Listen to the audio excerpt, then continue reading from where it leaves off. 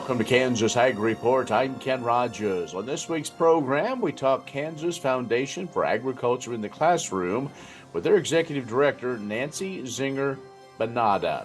We also have features from the Kansas Soybean Commission, Kansas Department of Agriculture, and Kansas Grain Sorghum, along with a weekly update from the Kansas Livestock Association and market information from Pinion. Kansas Ag Report brought to you in part by the Kansas Soybean Commission, the Soybean Checkoff, progress powered by Kansas farmers. Kansas Farm Bureau, a grassroots ag organization representing the state's farm and ranch families since 1919, kfb.org.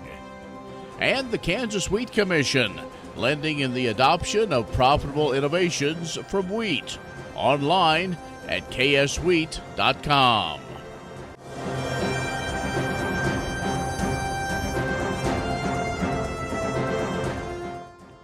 In agricultural news, the Coalition to Promote U.S. Ag Exports is urging congressional appropriators to continue mandatory funding for market access and foreign market development programs. They're asking the Senate Ag Committee to include a provision that would double the dollars for those programs in the upcoming Farm Bill.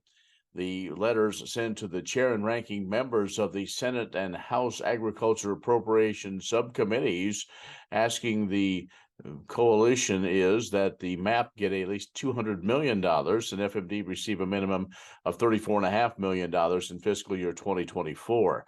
The coalition also calling for House and Senate Ag Committee leaders to include the Expanding Agricultural Exports Act of 2023 in the next Farm Bill. This legislation would double the annual funding for MAP and FMD over the next 5 years of the new Farm Bill. The coalition says the outlook for ag trade is uncertain due to continuing supply chain disruptions and surging international competition, as well as the absence of new near-term trade agreements. The group includes about 120 agricultural organizations. Well, the numbers are staggering. In 2022, the Kansas 4-H office reported a 5-year average of 6,442 volunteers supporting its youth programs, providing expert guidance on projects like sewing and shooting sports and livestock and rocketry and nearly 36 other pursuits. Sarah Moss is director of the Kansas 4-H program, and she cites a study reporting that volunteers donate an average of 9 hours a month, estimated over 695,000 hours annually to the Kansas' largest youth development program. In 2022, an independent sector, a coalition of nonprofit foundations and corporate giving programs, released some findings indicating that the value of one volunteer hour in the U.S. is $29.95. So do the math. The annual contribution of volunteers to the Kansas 4-H program tops $20.8 million. So recognizing that impact, the Kansas 4-H program is joining the National Volunteer Week coming up. It's a national celebration for nonprofit groups next week to recognize the contributions of those who donate their time to worthy causes. And a K-State judging team that tests its skill on factors that impact the production of meat from livestock has rolled to its third consecutive national championship. The meat animal evaluation team was crowned at the 2023 Collegiate Meat Animal Evaluation Contest that took place down in Texas, posting team-winning scores in 6 divisions. Brody Nemechek, K-State junior from Iola, was also named the overall champion, leading a 1-2-3-4 sweep by K-State in the individual competition. It's the team's third win in a row. It's the 6th national title for K-State in the last 7 years. The 3-day competition include live market animal carcass predictions and pricing, breeding animal evaluation, and meat judging competition.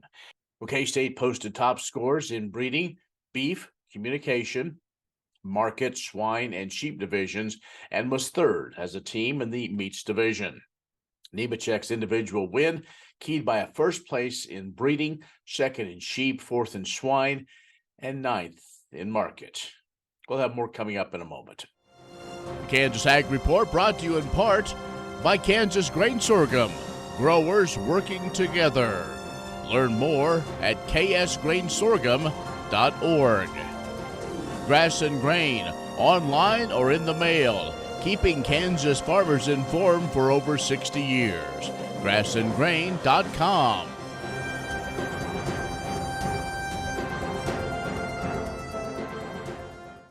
And our guest is Nancy Zenger-Beneda, who is Executive Director of the Kansas Foundation for Ag in the Classroom. Hi, Nancy.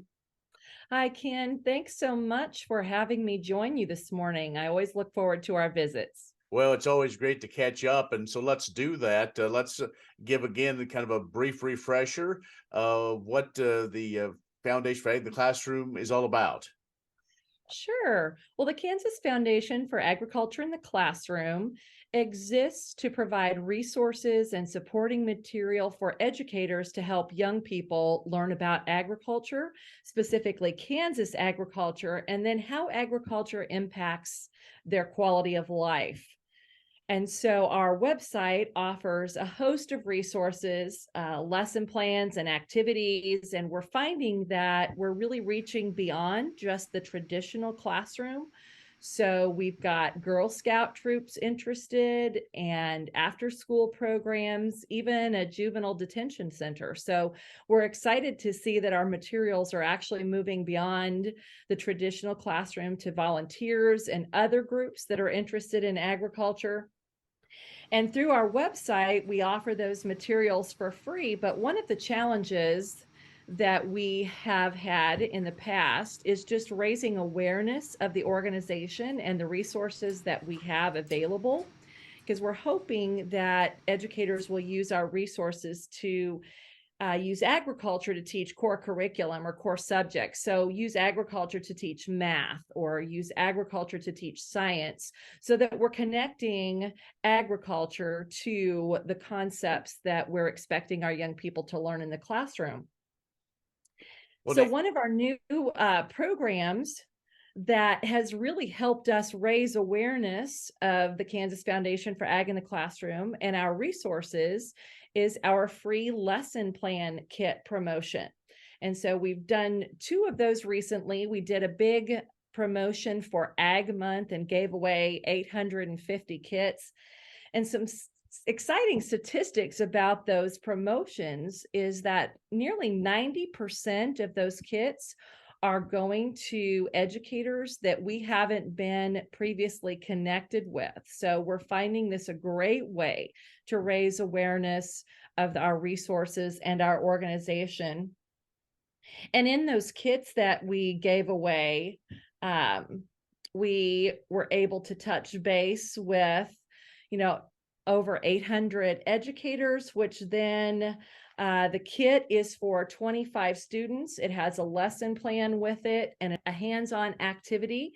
And so when we're able to give away 850 kits, we're touching over 21,000 students. So that's a pretty sizable impact. And we're really excited that we're seeing so many people interested in the work that we're doing.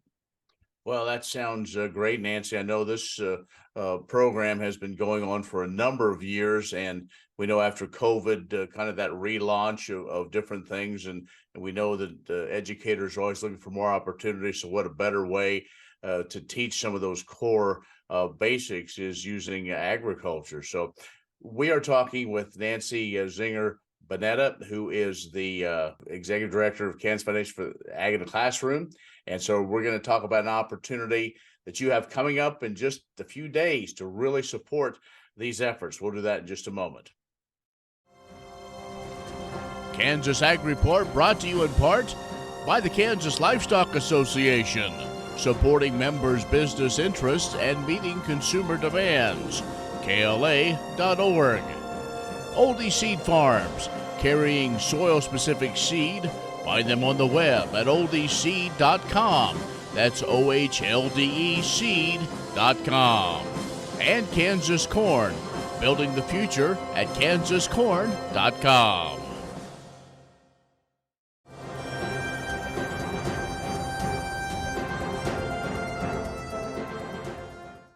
And our guest is Nancy Zenger-Beneda, who is the Executive Director for Kansas Foundation for Agriculture in the Classroom. And we've talked a little bit about the program and some of those great kits they've been giving out for lesson plans for instructors. But now this is where everybody else can come in as well and participate. Nancy, you talked about some of those efforts. These things, yes, they're free to teachers, but they do cost some money. But it's that time of the year with spring, the annual big opportunity for folks to to contribute and to be a part of something special. Well, thanks so much for that lead in there, Ken. You're absolutely right. As we give away these free lesson planning kits and we see our reach grow significantly and the impact that we're able to have on the young people in Kansas, we've set our goal to be able to give away 2,023 free lesson planning kits here in the year of 2023. So we're gearing up for yet another promotion, which will be a back to school promotion in August, where we'll launch another 850 free lesson planning kits. And we could really use your listeners and your audience's support to help us make that possible. We are a nonprofit organization that exists solely on grants and donations. And one of our big fundraising days for the year is coming up in April 21st, which is Manhattan's Greater Community Foundation here in Manhattan, their Grow Green Match Day. And so it's a day for your viewers and your listeners to take $50 and turn it into $100, because all of the giving on Grow Green Match Day is matched by a local foundation. And so that $50, when it turns into $100, now becomes 7 free lesson planning kits that can touch 175 students. So it's really a way for someone interested in our program to double the impact that they're making. They can find the giving day by simply Googling Grow Green Match Day, or specifically go to www.growgreenmanhattan.com. And you will need to go, if you want to give online, you need to go on that day of April 21st. Or there are directions on the website. If you'd like to go today, it'll tell you how you can mail in a check and give that way. And of course, if you watch us on our social media, we're on Facebook and Instagram, LinkedIn. You can find out more information about how to support this program and the many other programs that we offer from the Kansas Foundation for Ag in the Classroom. All right, Nancy, very good. We look forward to a successful campaign, and it is great. I know a couple of years ago, able to get along with part of that local foundation there in Manhattan, all the great work they do for so many different programs. But of course, we know that the Kansas Foundation for Agriculture in the Classroom goes through all 105 counties and all those school districts, and really anybody that wants to learn more about agriculture, teach young folks about agriculture. Great organization to support. So Nancy, appreciate your time. Know you're busy getting ready for next Friday. Again, that is the big day. So we'll talk with you again here soon. Thank you so much, Ken. We always look forward to talking with you and reaching out to your audience to share the great work that we're doing with teachers. And that's been Nancy Zenger-Beneda, who is the Executive Director of Kansas Foundation for Agriculture in the Classroom. We'll have more coming up in just a moment. Imagine turning soybean oil, used cooking oils, and waste animal fats into fuel so amazing it drives U.S. jobs and our economy forward. Learn more about biodiesel at americasadvancedbiofuel.com. What if U.S. soybean meal were more than a commodity? If seed companies and the soybean checkoff built a better variety? That future is here. The time is now. To meet end-user demands, the soybean checkoff is investing in the compositional quality of soybeans, including meal. A message from the Kansas Soybean Commission, the Soybean Checkoff, progress powered by Kansas farmers.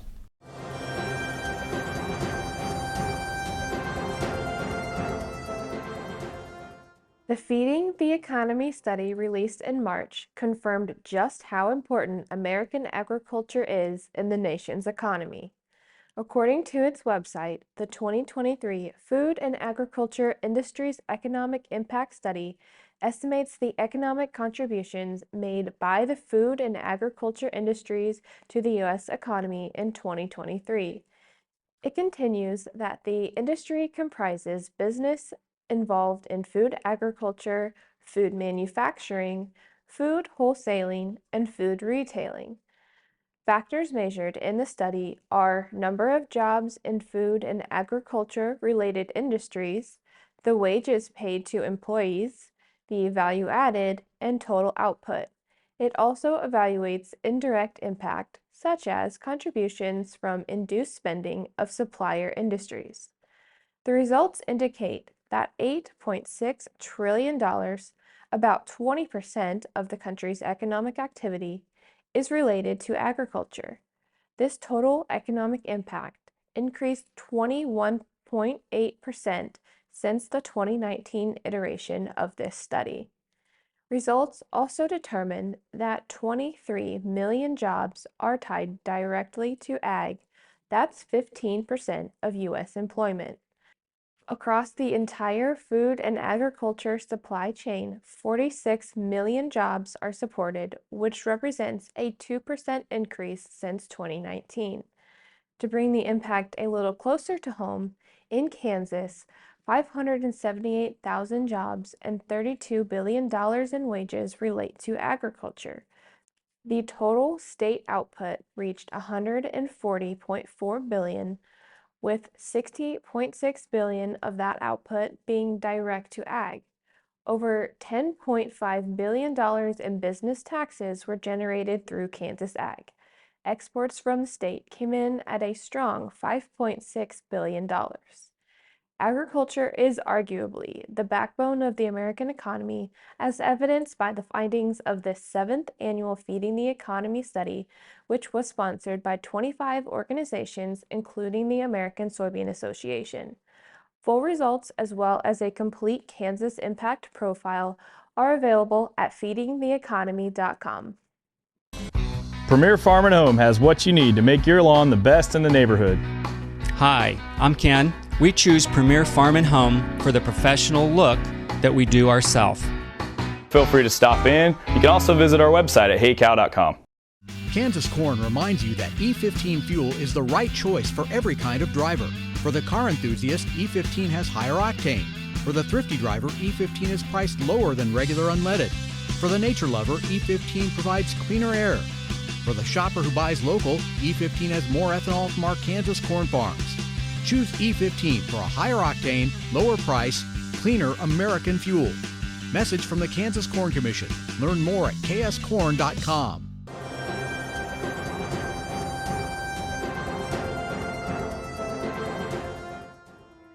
For the last year, the Division of Animal Health team at the Kansas Department of Agriculture has been on alert to respond to the highly pathogenic avian influenza outbreak, which has had a significant impact across the entire nation.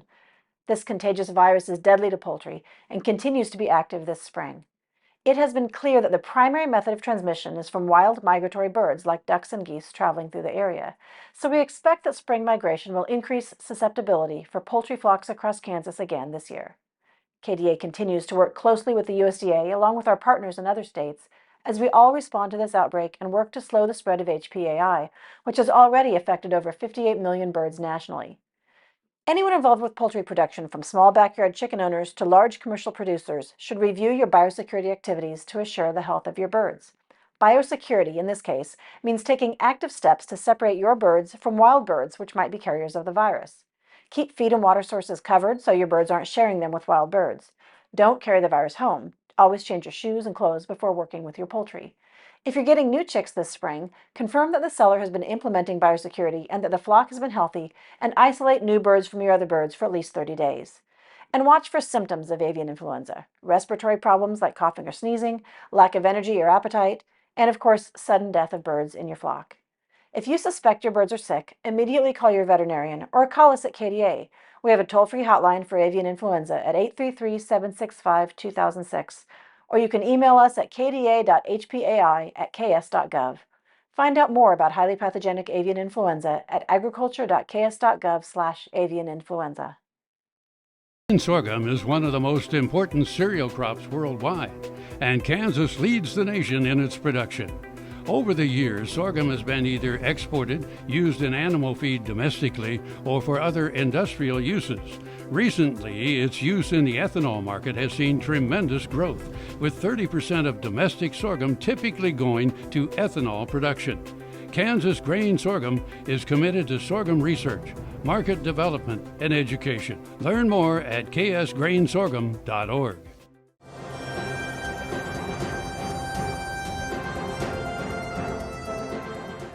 Maddie Meyer here, Director of Programs for Kansas Grain Sorghum. For those of you that have a passion for leadership and are wanting to make an impact on the sorghum industry, the United Sorghum Checkoff Board has multiple positions that will become vacant as of December 2023, as board members can only serve 2 consecutive 3-year terms. The USDA's Agricultural Marketing Service is asking that nominations for these positions be filed by May 2nd, 2023. The vacant positions include 3 at-large producers. Ethan J. Miller of Missouri, Clint Stewart of Nebraska, and James Haas of Colorado have previously served in these roles. Miller and Haas are both eligible for reappointment. A Kansas producer and a producer in Texas. Shane Supis and Charles Ray Huddleston, who had held these positions respectively, are not eligible for reappointment. Kansas Grain Sorghum staff plans to hold a virtual meeting to discuss and nominate individuals for these positions on Tuesday, April 10. Details will follow. For more information, you can contact staff at www.ksgrainsorghum.org/contact. Again, that is www.ksgrainsorghum.org/contact. We look forward to working with those next individuals who will serve as the next Sorghum Checkoff board members. Thank you. Did you know Kansas farmers grow the largest sorghum crop in the United States? Sorghum is a sustainable and profitable crop for Kansas farmers. It is drought tolerant and thrives off natural resources. And the sorghum stubble saves moisture and provides farmers' livestock with valuable feedstuff while also creating habitat and food that attracts wild game to your farm. Sorghum is growing in popularity as an exciting gluten-free and non-GMO ingredient in a variety of consumer and pet food applications. Sorghum is also an essential component in ethanol biofuel production. Kansas Grain Sorghum Producers Association is the voice for Kansas sorghum farmers and a partner for change with conservation organizations. We defend the Ogallala Aquifer, support sound policy, and educate producers on proper management. Working together, the Kansas Grain Sorghum Organization delivers effective advocacy, research, education, and promotion to help build producer value. Our family farmers work hard to supply the needs of customers locally and around the world, from Topeka to Washington and Asia to California. Kansas farmers invest in a better future by working to expand both exports and domestic market development thanks to the Sorghum Checkoff. Join us to ensure grain sorghum continues to exist as a viable crop in the future. Go to kansasgrainsorghum.org for more information and check out our podcast for the latest industry news. Kansas Sorghum, growers working together. What does a brighter, more sustainable future look like in our cities and towns, and how do we get there? When New York needed an alternative fuel source to reduce carbon emissions, the city found what it needed in biodiesel made from U.S. soybean oil.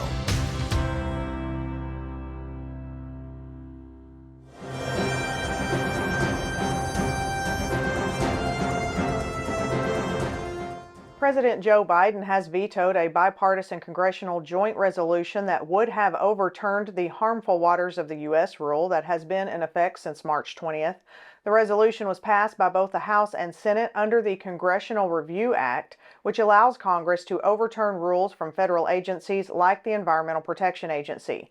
According to Congressman Glenn Thompson of Pennsylvania, chairman of the House Committee on Agriculture and co-sponsor of the joint resolution, America's farmers, ranchers, and landowners have made it clear the current waters of the U.S. definition is overly burdensome and unworkable, only exacerbating the regulatory uncertainty rural communities currently face.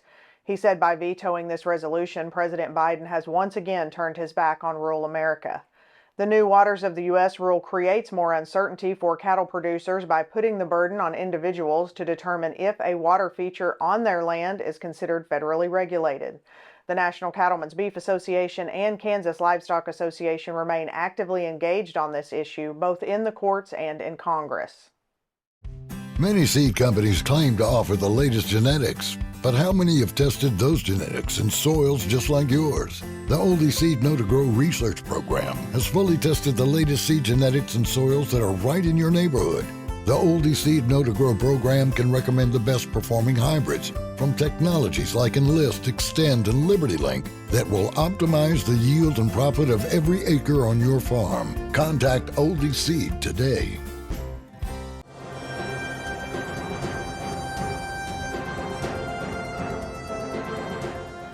Good morning, this is Jake McCall with Pinion Ag. We ended up last week with both the planting intentions and quarterly stocks reports out on Friday. Starting with prospective planting, The USDA estimates corn at 92 million acres, up about 1 million from trade expectations, and over 3 million acres up from last year. Soybeans are seen at 87.5 million acres, which was slightly down from expectations, and all wheat was called at 49.9 million acres, up about 1 million over trade estimates and over 4 million acres larger than last year's planted area. On the quarterly stocks report, we saw corn at 7.401 billion bushels, down from the trade guess of 7.47. Beans were estimated at 1.685, down from a 1.742 trade average, and wheat was called at 0.946 billion bushels, which was up from a trade average of 0.934 billion. Overall, that report was called bullish old crop grains on tighter corn and bean stocks, while the planting intentions were up for debate as we look forward to the spring weather and how that affects farmers getting crops in the ground. On Monday, we had our first winter wheat condition report that saw just 28% of U.S. winter wheat rated good to excellent, which is the lowest reading in the past 4 decades.